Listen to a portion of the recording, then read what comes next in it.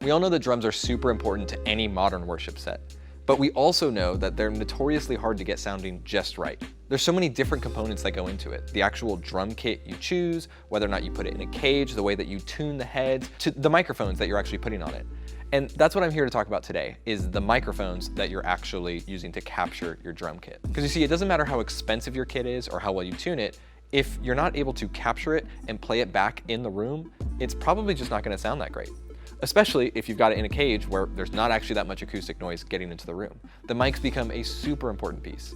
And that's not even to mention your broadcast, where all you're hearing is the actual mic'd drums. So put simply, if you don't have high quality drum mics, you're probably not going to have a high quality drum sound, just like any other input on your stage. Now there are so many ways to mic a drum kit and do it well, but I'm not a drummer, and I'm also not a professional audio engineer. I want something that's easy to use, easy to set up, and is going to sound pretty good right out of the box. That's why I was really excited to get to try out SE's Vpack Arena, which is a whole set of drum mics ready to go for your drum kit. And they were kind enough to send me one to actually try out on our drum kit on a Sunday morning for, our drummer who's actually good.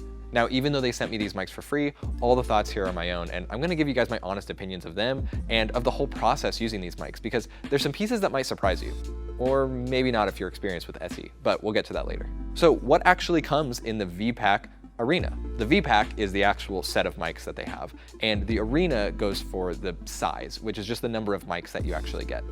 In that case, it is one kick mic, one snare mic, 3 tom mics, and 2 overheads, which I don't have set up here right now because this is our auditorium where we just kind of stage things for Sunday morning. Now today on Sweetwater, this whole kit comes out to about $1,200. It also comes with the clips to attach everything to your drums, a road case so you can travel with it, as well as just, your normal accessories you would find with your mics. There are a lot of other drum mics that kind of fall in this price range. Now, obviously there are some that are way more expensive, and those are probably the ones that you hear the most about on social media because they're the flashiest and maybe they sound the best. But if you're a mid-sized church like ours, you're probably not trying to spend $1,000 per microphone on your kit. Instead, something like $1,200 for the whole range of mics is probably more what you're looking for. There are mics for every different part of your kit, so let's walk through the different ones and I can show you kind of what I like about them.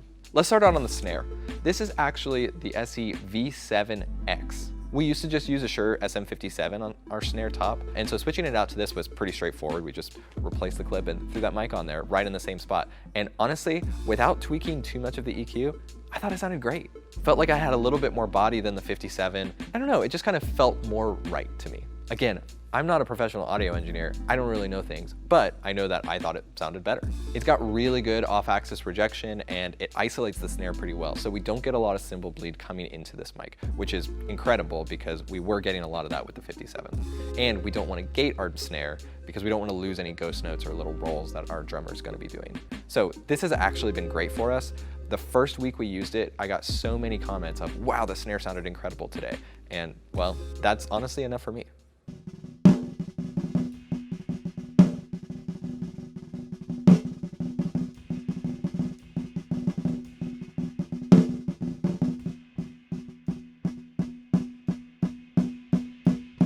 Next up, let's talk about the toms. These are using the SE V-Beat microphones. And this is where it starts to get really interesting, right? Because these are the ones that actually have their V clamp in order to actually attach them to the drums. It's this cool little system where it actually just clamps onto the edge of the shell without any kind of different hardware or anything. And it gives you one screw to be able to raise and lower the microphone to get the exact positioning you need. Now, there are other systems like this, but I like that it's in a couple different pieces. And not only does it clip without needing any separate screws or anything like that, but still allowing you that raising and lowering to adjust the exact position is really nice to see all in one. The second thing that I really like physically about the mics is the way that you actually plug into them. Instead of having the XLR connection just on the back of the mic like you see a lot of the time, it's actually built into the mount of the mic. So down where you have your threads to actually screw onto the mount, you have the XLR input down there as well. So your mic cable just hangs straight down and it's completely out of the way. You can adjust the head of the microphone to get your positioning just right without having to move any cables. I found this to be so convenient and also just super clean on the drums themselves. I think more people should definitely copy this design. And I mean, maybe some people already do. Again, not a drummer, not a professional audio engineer. It's especially great because we have to move these drums every Sunday from this room where we are across the hall. So being able to have it securely mounted to the drum and then be able to attach the cables directly to it right after is huge for us. And how do they sound? Well, I think they sound great. They're very full-bodied, have great off-axis rejection from the cymbals. Again, not getting a lot of bleed, though we do gate these tom mics. I noticed a much fuller, richer sound compared to the mics we were using before, and I think that's just all thanks to the dynamic capsules that are inside of them. They don't need phantom power, which doesn't really matter, but it's convenient, it's nice to know. They just sound good out the box. I feel like I put these on and what do you know, they sound like toms. I think sometimes with your toms, you can struggle with them sounding a little flat, a little dull, but these just really didn't. They sounded really good right out of the box.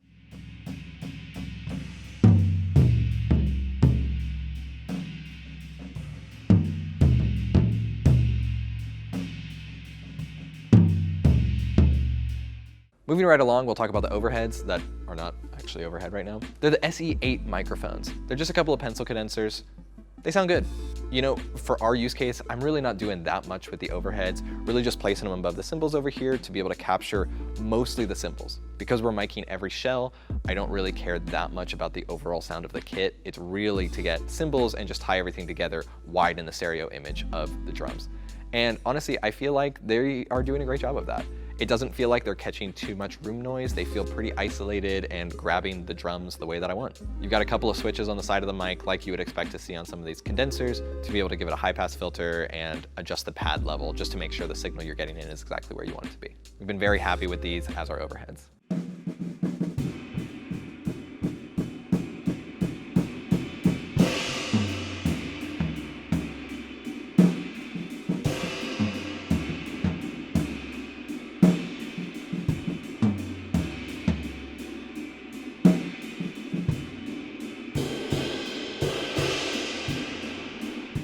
Now finally onto the kick drum, and I think this is the one that's actually the most interesting of the entire kit. So this is SE's V-Kick microphone. It's meant to be a kick out microphone, so sitting outside or right inside the hole, which immediately is going to give you more of the body of that kick drum rather than the attack, the punching attack. We're switching from a Shure Beta 91 from a kick in to a kick out, which could be a big part of what I'm hearing. But in general, I love the way this sounds. Very full, that kick drum just kind of hits you right in the chest as soon as our drummer hits it. At risk of sounding like a broken record, it feels like a kick drum. There are some switches on the back too, to be able to switch from what they call classic to modern mode in a couple different voicings. We like being on modern on both of these switches the best, but definitely try out what works for you. Depending on the way that you do worship and the way that you want your band to sound, you might pick different options here. But we have found that the way that this makes the kick drum sound is just the way that we want it to be.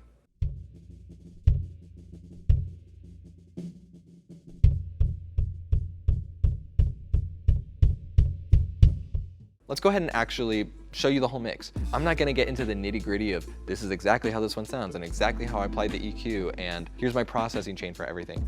This is just our normal Sunday morning front of house mix. We're using only onboard processing, so we're talking basic EQ, compression, gates, nothing crazy. Here it is in the context of a full mix.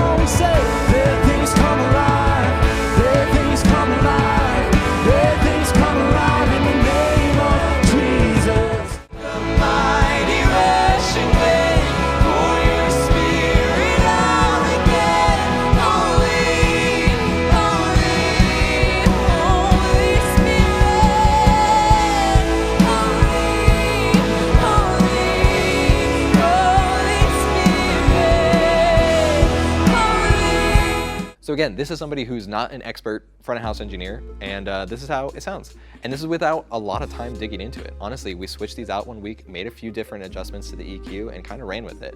And it felt like it was a huge step up from where we were before. Which honestly, I think is what most church sound engineers really need. They need something that they can plug into their existing system, make a few tweaks, and run with it from there on out.